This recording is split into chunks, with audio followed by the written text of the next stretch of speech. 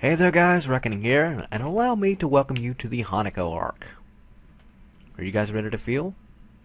Well, you better be. Yeah, I think that'll work. Fade to black. Hey guys, Reckoning here, and welcome back to Let's Play Katawa Shoujo. Last time we met, we finished off the Shizune arc, and in this video we will be starting on the H-hanako arc. Now, we're not starting from the beginning because that'd be redundant. We'd be running the same text over and over again. So I looked through a guide and saw the different choices you have to make to get each path. And going through the Shizune choices, I just went to where they split off. I have the other 4 paths technically ready to go. I can just load up that save state I made for them and go from there. But for now, I'm going to be starting the H-hanako path. This, I believe, is the latest you can start it. After this, you can't do it. So instead of saying she wasn't cute, because we're talking about H-hanako at the moment, you have to say she was cute. Yeah, cute, I guess. I knew it. There are a lot of cute girls here. Strangely disproportionate amount. I believe this is one of the dark secrets of this school. I tried to warn you, man, but did you listen? I don't remember any such warning. Dark secrets? Yes, dark secrets. Extremely dark, like a black hole. Have you noticed the number of girls in this school is slightly but significantly higher than the number of boys? It's like 60-40. He turns his head to the left and stares off into the distance at nothing. Why is it like this? I mean, to the untrained eye, it doesn't appear to be that bad, but that is a full 20%. One would think that a school with such a huge pool of women would be a man's dream, but no! What I'm about to tell you could blow your mind. Are you ready? I don't know where this is going, but I think I won't be missing much by cutting out now. No, I'm not ready. I only get as far as turning the doorknob before Kenji starts talking again, showing that he doesn't really care if my mind is blown or not. I believe that this school is a battleground, the site of a feminist infiltration. This disparity in the number of men to women is a clear sign of how far they've come. In case this Cold War turns hot, they will have superiority in numbers. Just another skirmish in the eternal war against the forces of the feminists. They're everywhere. In Japan, women outnumber men. It's not a 60-40 split, but it's only a matter of time, man. Even in America, women are the majority by a hair. They're building up their numbers. In the past, the build-up of a military has always been the clearest sign of imminent war. Japan is just the first step. Our economy is badass, and the country itself is small and isolated, yet a huge part of the Pacific in terms of political value. The perfect target. They're so cunning, as expected of women. Soon the day will come when... Kenji's voice trails off ominously. That is why you can't trust them. They will string you along and then kill you, just as they killed me. You will end up just like me. Oh, hell no. I can't stop myself from blurting it out. Hey, what the hell does that mean? You said it, not me. It's the best I can think of. So, you're not supposed to say something like that? Damn, so rude. Where was I? Oh yeah, vast feminist conspiracy. Stop it, stop. I lost you way back there somewhere. Somewhere around feminist infiltration. Too hard to follow? It's cool, I have some graphs and stuff in my room. And puppets. You like puppets? No puppets. You don't like puppets? Okay, graphs is still cool though, right? He speaks energetically, responding almost before I'm done talking, moving his hands in an animated way as he continues to rant on. This is too strange. I had him pegged as relatively normal, but it's clear that I was wrong. You think? Something on your mind, dude? Just thinking about what it's like to be the last sane man in an insane world. Kenji frowns, looking deeply upset. You mean that's you? That can't be, because I'm the last sane man in an insane world. That is my dream. You can't just steal a man's dream. What the hell, there can't be 2 last sane men who would invalidate the whole last part. That part's kind of important. There can only be one, like in that foreign movie where there could only be one, and in the end there was only like one dude left, because that was the point. I've never seen anyone talk so heatedly and so defensively about absolutely nothing before. I realize that I've settled this text before, but this is the earliest I can do the path. I don't feel like skipping around any. Anyway, if you wait here, I can get my graphs. I also have a list of the other dark and complex conspiracies this school holds. It's tangled as... Quick, finish my analogy for me. Be a pal. I'm going to go to bed now. It's extremely late. That doesn't sound like an analogy, but whatever. I like you. You seem like a cool dude. Most people don't understand what I'm talking about when I try to explain the vast feminist conspiracy to them. Denial is a terrible thing. Later. He claps me on the back and then vanishes into his room so quickly and quietly it's like he didn't even open the door but instead walked right through it like a ghost. I don't know if I can fully digest what just happened, so I give up and just go to my room, kicking off my shoes before falling face first into bed. It takes me some time to relax and get up so I can get started on homework. It's because the sheets are cool and comforting against my cheeks, and it feels good just lying there with my eyes closed. The school is like some kind of bizarre and surreal island. It's isolated on the top of a mountain, and each person is stranger than the last. I just can't seem to win. What irony! One would think that fitting in a place that's made for people who are unfit for anywhere else would be easy. Maybe I'm trying too hard. Although I say that, it doesn't help take the edge off, and the words are left echoing off my empty walls. This is not as bad as I expected, though. This place really is more a school and less a hospital pretending it's a school than I thought it would be. If nothing else, the scenery is beautiful. I open one eye, seeing the school books and bottles of pills arranged side by side on my desktop. Maybe this place is too much like a normal school after all.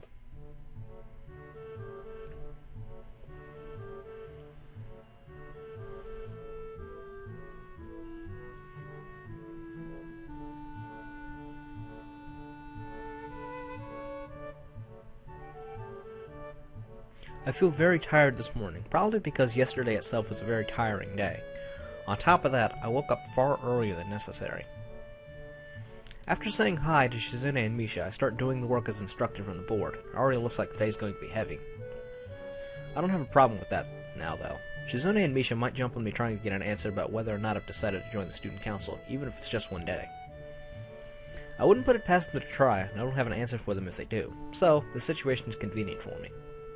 About 10 minutes into class, Hanako walks in and takes a seat, but no one looks at her. The teacher doesn't even comment on her lateness. He does, however, stop us to say that we're going to break into groups again. I turn my head and see that Shizune and Misha are looking at me. Shizune gives me a smile that is equal parts cute and menacing. This is a smile that says, "We have you now. There is no escape." Ki-chan, it looks like we're together again. Yay, yay! Not out of that voice yet. Misha leans sideways while Shizune pushes her desk close to mine. There really is no escape now unless I were to jump through the window. Jumping at the window isn't the best option, sadly. What's wrong, He-chan? Oh, He-chan, have you been thinking about what you said yesterday? You said that you would think about joining the student council, didn't you? It's okay, He-chan. We were talking about it after you left. It would be rude to expect you to already have an answer for us this early, right? Right. Ha ha ha! Just gotta do that a little bit longer. I'm so happy you two are able to have a laugh at my expense, and even more pleased to know that you both know how crazy the two of you can be. Now that that's over, Shizune snaps back into serious mode and smacks the day's assignment with the back of her hand in an overly dramatic and important way. When I actually look at the stuff, it's mostly just reading. In fact, there are only 2 problems. I almost want to say something about how her rush to get started seems a bit much, considering the small amount of work. In fact, Shizune probably knows how little there is, and simply doesn't care. Yeah, it seems like the workload doesn't matter to her as much as the fact that there is work. The actual amount is unimportant. She approaches everything with the same level of ambition. While I'm reading, I let my eyes wander around the room and catch Hanako trying her hand at solving the problems. It looks like she's working alone. I can't remember seeing her working with other people before. Thinking back to how shy she is, it's understandable. Hey, that girl over there. Huh? Who, He-chan? Her, Hanako, over there. Does she always work alone? I think so, He-chan. Do you feel sorry for her because she's alone? I was just thinking that maybe she could work with us or something. No, I don't think that would be a good idea, He-chan. Why not? She-chan wouldn't get along with her. Why? Misha shuffles around the question, letting out a laugh that sounds very strange. It's nervous, but still has that lilting up and down quality present in everything she says. Just because, He-chan. By now, Shizune has noticed our conversation, and it makes me realize again how Misha's been signing everything she's been saying this whole time. What, Shi-chan? The friend of my enemy is my enemy? That sounds so harsh. I'm not going to say that. You said it anyway. I know, He-chan. It's fine if you over here. What if this is Misha's way of keeping things fair, since without her, I wouldn't be able to understand a thing Shizune is saying, and vice versa? Is that also why she signs all the time, so there's never a conversation Shizune would be left out of? Anyway, we should start on the problems now, He-chan. We finished with time to spare, and I decided to ask if there are any alternatives to the cafeteria, as frankly, the food so far has been subpar. This sends Shizune and Misha arguing amongst themselves about their favorite restaurants. All of them are downtown, so I don't think we have time to go all the way there. What about the bill? Are they arguing just for the fun of it? Maybe. They seem so distracted by it, but they don't even notice the start of the actual lunch break. Look over my shoulder toward the back of the classroom. She seems to be studying her notes from the previous class. It's not sight. Everyone else in the class is busying themselves with the lunch break. Socializing, gossiping, rearranging desks, the ones with actual box lunches mixed in, chattering like everyone else, only interrupted by short bouts of eating. But when I watch Hanako, it feels like I'm the only one who can see her. Almost as if she was invisible, sort of hiding in plain sight. Is she being bullied?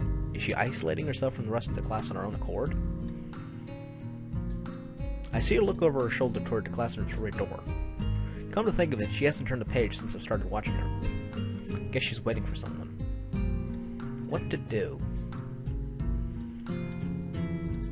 Now, as you can see, there's a check mark on Go Talk with Hanako because, I actually checked to make sure that would work.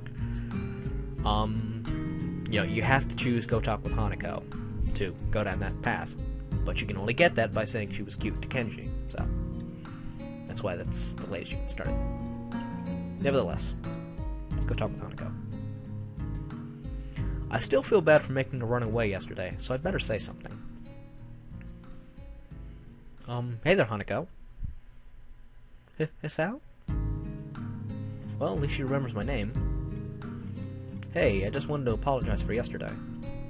I didn't mean to startle you or anything. I'm just new here and I thought I'd get to know my classmates. As Hanako looks up at me, I notice her scarring once more. It's a little bewildering that you can barely notice it from across the room, but it's so noticeable from close up. That's okay. It was my fault. Nah, it wasn't anyone's fault. It just kinda happened. Was you waiting for someone? Saw you looking at the door before. Yes, Lily. Oh, you mean Lily the blind girl? Yes, Asao. Yes. Hanako only nods in response, and I can't help but wonder if defining people through the disabilities is a faux pas of the worst kind or just normal here. Guess that explains why Lily took off after her yesterday. She seems like a nice girl. You two friends? Yes. As if hoping for Lily to appear, she checks over her shoulder again. I think I'm making her nervous again. I hope I'm not disturbing you right now. No, that's not it.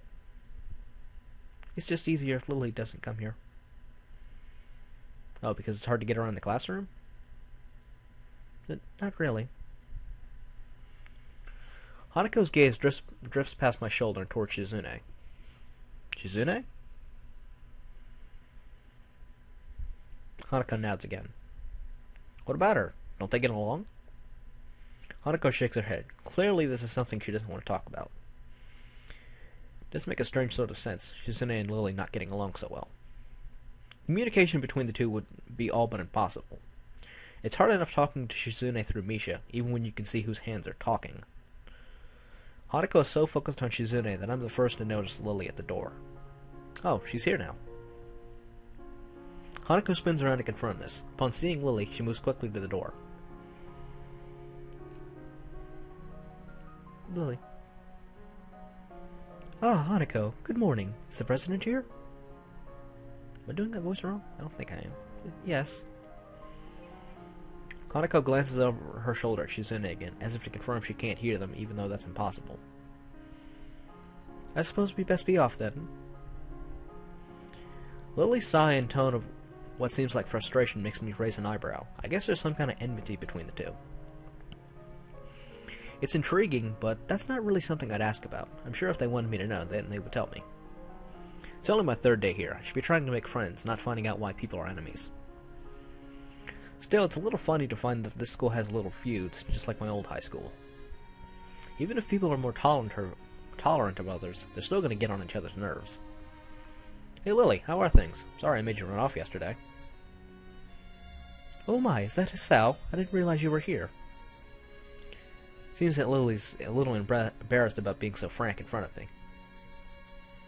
Sorry, Lily, I thought you realized. No, it's alright, Hanako. Hisao, please don't worry about yesterday. It was just a misunderstanding. If you say so. I'm still working this place out. Well then, I think you'll find people here a lot more forgiving than elsewhere.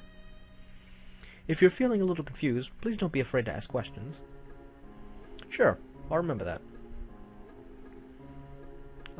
Lily. Lily gives a small nod of acknowledgement. I'm sorry, Hisao, but we must be off. Hanako really doesn't look all that comfortable here right now, and Lily still seems a little embarrassed. Wonder if my apologies really made any impact. Mind if I accompany you too? I know I'm kind of pushing it, but Lily hums quietly, still smiling. I'm sure that we can accommodate you, can't we, Hanako? She looks at Lily, then at me, then she freezes wide-eyed. Sure. Well then, shall we go? I'm sure Lily wouldn't do this easily if she saw how scared Hanako looks, but it can't be helped now. Declining after the deal is sealed will only cause confusion and problems. So we leave, all three together. Lily walks beside the wall, letting her cane gently tap against it every now and then. Hanako comes along right beside her, so close that she's practically half-hugging her as they go. Although it must make walking that much harder, Lily takes it in stride. As we turn around the corner of the hallway, something hits me in the chest with the force of a steam train. Hanako shrieks a little and my vision briefly goes black. Ouch. Yep, Amy still runs into us.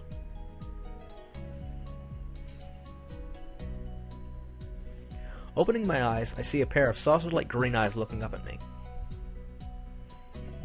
They belong to the perpetrator, a short girl who bumped into me and is now falling down on the hallway floor. She wears a PE uniform and a very worried frown. The former strikes me as a rather strange thing to have on during a lunch break. More striking than that, though, is that she doesn't have legs. Or she does, but they're not flesh and bone.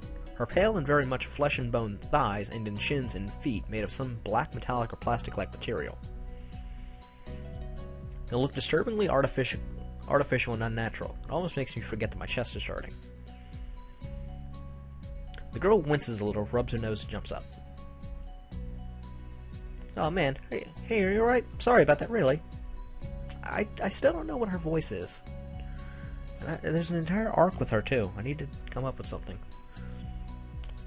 I wasn't looking where I was going, you just came out of nowhere. Sorry. That's Yuko's voice. Damn it.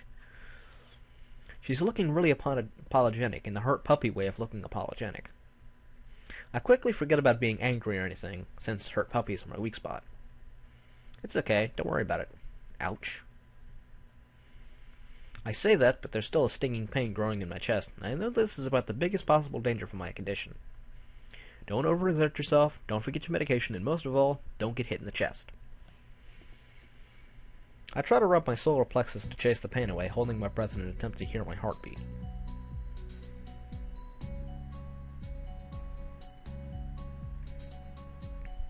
It seems normal. Hey, should I get a nurse? The worried, high-pitched voice of the girl snaps me out of it. No, of course, her voice is high-pitched. I can't do high-pitched. I stared at her for a few seconds dumbfounded until I realized that I probably looked worse off than I really was, doubled over myself and looking all tense. Damn, I'm overly worried about my heart. No need, I'm fine. Managing to say something in response, I pull myself upright, feeling my sore ribs one last time, and take a deep breath. She just knocked the wind out of me, big time. There's nothing more than that. You sure you're okay? I hit you pretty hard. It's okay. I said I was fine, nothing broken. No harm done. That's good. I was... Hisao, what happened? She's not quite up to speed for obvious reasons, but she sounds very worried. More than what the situation deserves, really. Someone just bumped into me. Nothing serious. Just winded. Sorry, it was my fault. I was just gonna get some stuff and I was kind of in a hurry. That someone here is Emmy, isn't it? The little girl coughs quietly and shuffles her plastic or metallic feet, looking down at them before saying anything. Hi, Lily. Hanako. I guess the girls know each other. Do please try to be more careful. You might be sturdy enough to endure these sorts of accidents, but there are people who aren't. The girl blushes and starts to fidget nervously like a little child caught misbehaving. It's so cute, I find myself smiling. I know that I was just... I gotta go. Teacher have my head. I promised to help with printouts, but I went running instead. Sorry, but I gotta change in everything. Before any of us can say a thing, Emmy's already bolted away, leaving the hallway eerily quiet. Does that kind of thing happen often around here? There are more rules in e-embark than usual for running corridors. That rarely stops Emmy, it seems.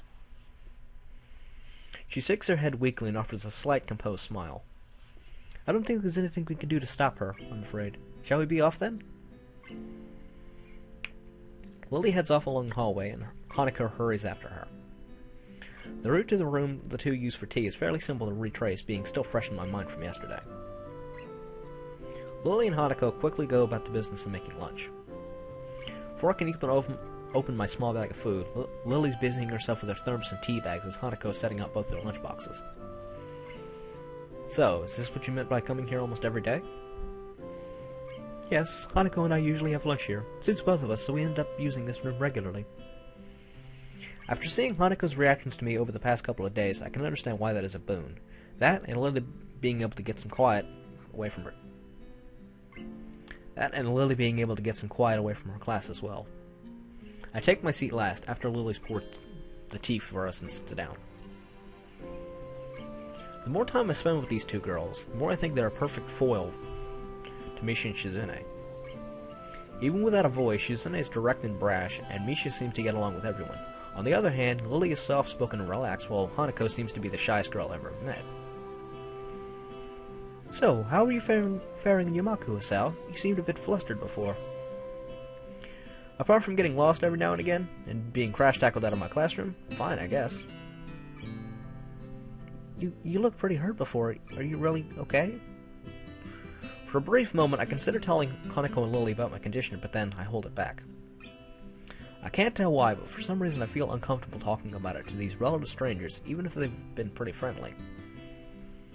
Yeah, it's nothing. I was just a bit startled.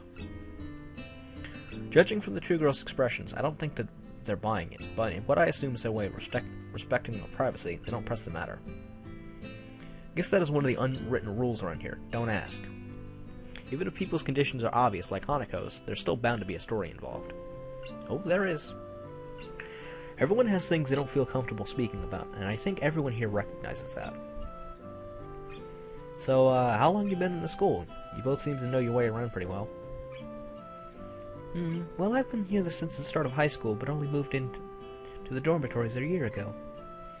Hanako joined the start of high school as well, and moved to the dormitories when she did. If memory serves me right. That's right, since high school. So you've known each other since then? Since I moved, yes. Hanako lives next door to me, so it's only natural, right? Right. Yeah, of course. Living next to someone is probably reason enough to befriend them, though I'm guessing that Lily's blindness played a part in it as well. I can't imagine Hanako easily making friends with someone who has to deliberately avoid looking at her scars. So she's friends with someone who can't see them at all. Makes sense. With the immediate conversation dried up, we start to eat our lunch. It isn't long before the bells are signaling the end of the break. Like me, the girls pack up their lunches as efficiently as they set them out. I guess I'd better be off. Are you going to go with Asao, Hanako? Hanako looks up at me, and for a second I can see that she's considering skipping class, maybe just to avoid walking to the classroom with me. Yes. I don't know what to think of it. Hanako really is delicate to the point of breaking if looked at in the wrong way. It makes me a bit nervous too, but I push the feeling aside, trying to be as natural as I can. We should hurry then. Class has already started by the sound of it. Lily gives not a farewell. She bends down to take her cane. Hanako and I filing out before her. We walk quickly down the empty halls to our respective classes. As we reach the door to Lily's 3-2 classroom, she turns toward me. Miss Sal, thank you for sharing lunch with us today. My pleasure, Lily. And with that, we part ways, Lily entering her classroom and leaving Hanako and I to make off to our own. She's still looking like she wants to run away. So, do you really want to go back to class now? Yes. Okay, then. I feel like I should say something more to her, but it's hard to come up with anything that would be appropriate and safe enough. And Lily was right. The more time we spend out here, the more explaining we have to do. I open the rear door of the class and walk in. The teacher looks up at me and opens his mouth to say something. However, as Hanako follows me in and closes the door, he simply nods to us and continues his lecture. Apparently he's okay with Hanako being late, and since she's right behind you, then what is he thinking? I have no idea. This is the third time that Hanako has had her truancy practically ignored. There's definitely something going on here. We make our way to our seats, and I notice that Misha and Shizune are both missing as well. What if it's some sort of informal agreement with the staff, or if it's a perk afforded to the unique students at the school? Well, if you remember from her arc, they mean to make you late, so kind of makes sense. They haven't gotten back yet, I guess. Trying to make it as little disturbance as I can, I extract the relevant textbooks from my bag and start catching up. The class goes on quietly, because Misha's not there. The teacher seems like an okay person, despite the weird first impression I got, and the material is relatively interesting. However, the way he teaches is really bizarre. It's as if he expects that everyone is a natural genius.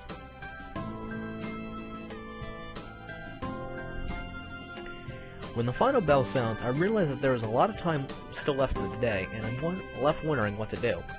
It's odd. At the hospital I had 24 hours a day free time, but here, filling the considerably shorter hours feels difficult. Everyone else leaves, and I'm left alone with the teacher. Muto is examining the assignment sheets we were working on earlier, marking them with a red ball pen. Raising his eyes from his papers briefly, he notices me and furrows his brow. What is it, Nikai? I jump at him addressing me, but I guess it's natural to spark some conversation since there's nobody else around. Nothing. Thinking about what I'd do after school. The teacher slowly puts a cap on the pen he's holding and arranges his papers into a stack, clacking it against the desk twice.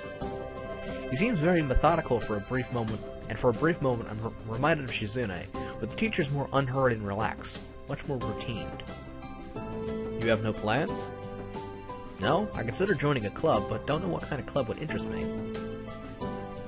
Go observe a meeting of someone else's club. Might pique your interest. I guess. But I don't know how to continue from there. Muto looks at me in a way that makes me quickly want to take the words back to avoid a conversation. But I can't, so I have to forge ahead. I just don't know how to deal with people. I mean, the other students. I'm talking to people and everything, so it's not that I'd be isolated or anything. I just don't know what to think. About disability. It's like, it feels that I'm being impolite if I pay attention to them, and it's weird to ignore them. Damned if I do, damned if I don't. The teacher's... Why do I have the urge to laugh? I'm weird. The teacher scratches his cheek absent-mindedly, looking very unresponsive.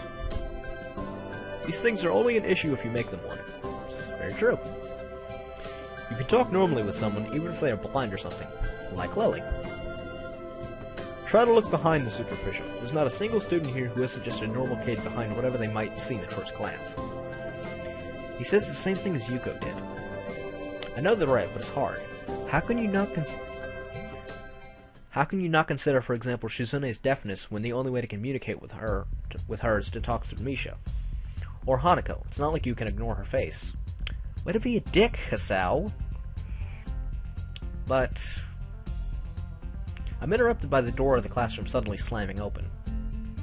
Guess who? Teacher! Misha crashes in, hands straight and enthusiastic greeting, her voice loud and lively enough to wake the dead from their graves. She starts toward the teacher's desk with a bouncing step, hands energetically swinging with the rhythm. Muto, visibly dismayed at the interruption, and Misha in general, slumps in his chair. Mikado? Misha stops in her tracks and looks around cluelessly, as if she's sensing from his tone that something is wrong, but has no idea what. Yes? You've talked about volume control before.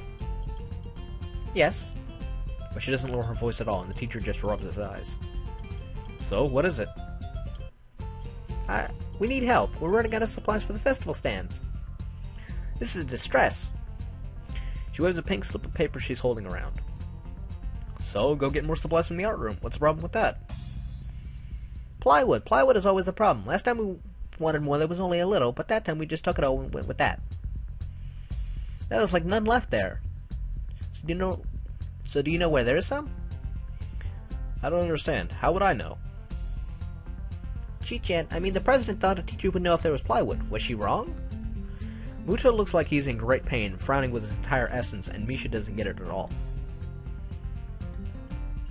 Looking at the two of them communicate is terrible, like looking at a man being tortured by drilling his skull open while blasting pop music at full volume at the same time.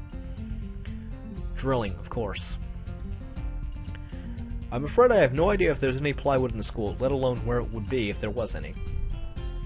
Aw, what should I do? Perhaps try to find Mr. Namiya? I'm sure he would know where to find everything you need. You have to pry them from his cold, dead hands, but that's a different matter. I don't have time. We're so busy. She holds her head with both of her hands, looking as despairingly as possible for a person like her. Without even noticing, she crumples the note she's holding against her hair. I shouldn't even be fetching these things. There's so much to do, and we are falling behind the schedule. Muto looks at her gravely and then suddenly smiles. Smiling doesn't really fit his face. I think it'd be better if he didn't. What if you could get some temporary help? He switches to staring at me focusedly, with a hard expression as if trying to say, go make some friends. Yeah, I guess I can give you a hand. You can? Thanks, Ichan. You're really nice. I think I need to cut the part here, because I'm at 32 minutes. So, next time on Let's Play Katawa Shoujo, we're getting roped into helping Misha and Chizune yet again. And we'll probably be meeting Rin for the second time in the next part. And we'll no doubt be speaking with Lily and Hanako. So, until then, take care. And I need to think of something with this. I need to think of a new outro now, because since we're done with Shizune, it's not keep on signing anymore.